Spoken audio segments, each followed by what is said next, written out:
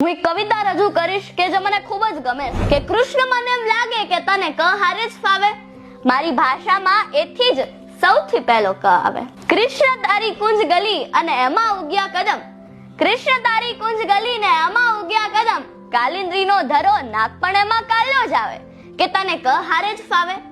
કૃષ્ણ તારી સખી અને કોંતય તારો મિત્ર, કૃષ્ણ તારી સખી ને કોંતય તારો મિત્ર, ફૂઈ કુંતી અને ક્રૂર મામા કંસમાં પણ પહેલો તો ક જ આવે કે તને ક હારે જ ફાવે.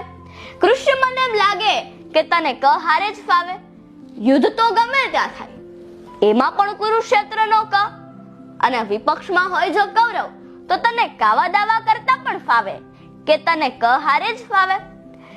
અર્જુનનો શત્રુ ભલે કર્ણ, ક નાતે તો પોતીકો લાગે, અર્જુનનો શત્રુ ભલે કર્ણ, ક નાતે તો પોતીકો લાગે.